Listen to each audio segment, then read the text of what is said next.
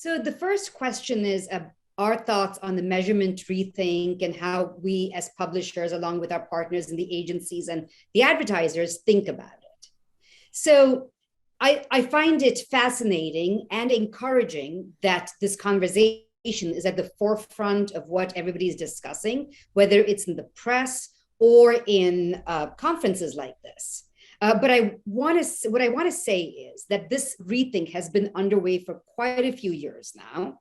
Many of us have been public, but perhaps modestly so, about our efforts. I know that at CBS, we very clearly realized about 3 years ago that we had to enter a multi-currency universe and had to put in place the mechanisms and the innovation to enable that. So I'm extraordinarily excited that right now there are multiple currencies that are workable and are practical and logical, and that this upfront is very much going to be a multi-currency upfront.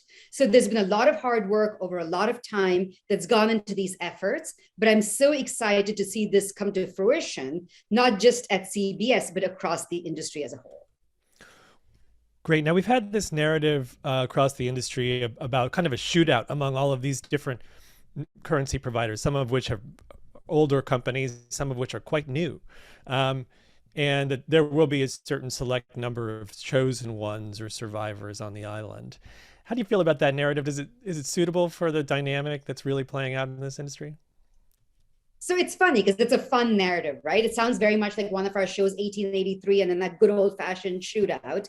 But where the world doesn't work that way. So let me parse that in a couple different ways. So first of all, in this large M for measurement space, there are a lot of different things we are trying to measure. We're trying to measure audiences, of course, who is watching, where are they watching, how long are they watching for, et cetera. And that's very, very important and undergirds a lot of this ecosystem. However, that is distinct from what we call outcome measurement, the results of an advertising campaign, for example. And there are other kinds of measurement as well, including verification and so on.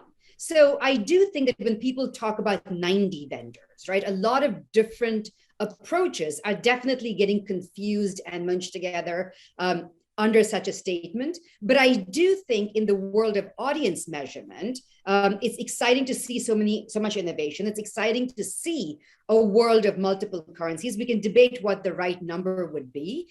There are about 3 who are really active today and are being used in various systems.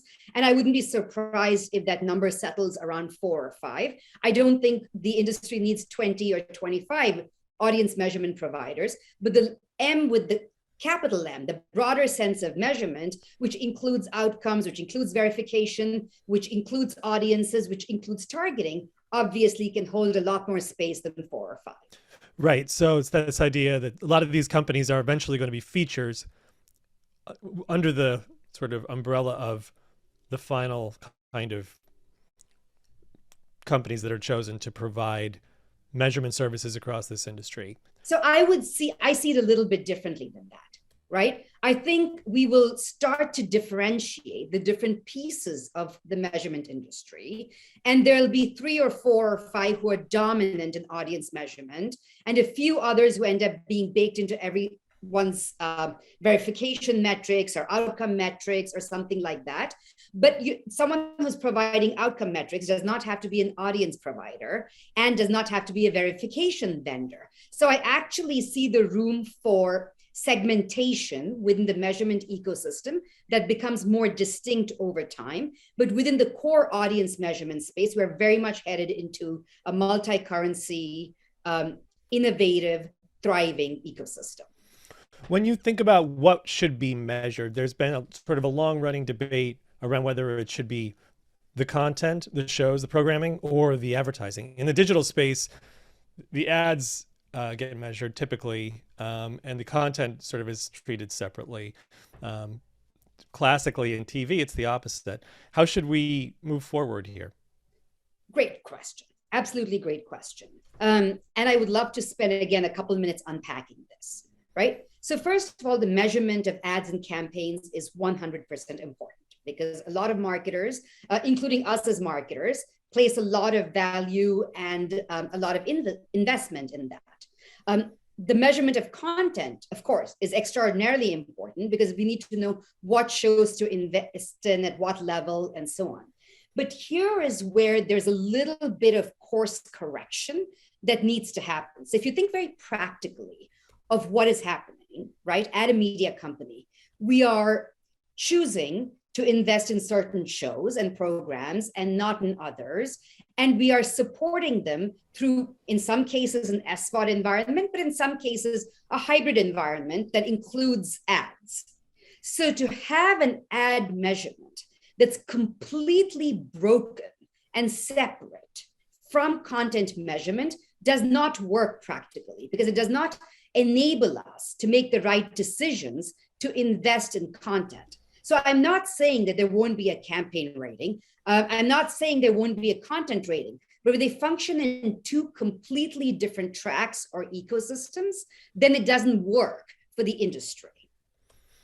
All right, terrific. So, with all of the networks running their own separate processes, experimenting with new methodologies around analytics and measurement, currencies and research, you have this understandable concern from the agencies that, we're going to end up with just fragmentation across the networks. You have to work with each network on its own research or measurement solution. How would you answer that fear that a lot of buy-side folks seem to be expressing? So we are very, very sensitive to our clients' anxieties and fears, and indeed want to be extraordinary partners through this.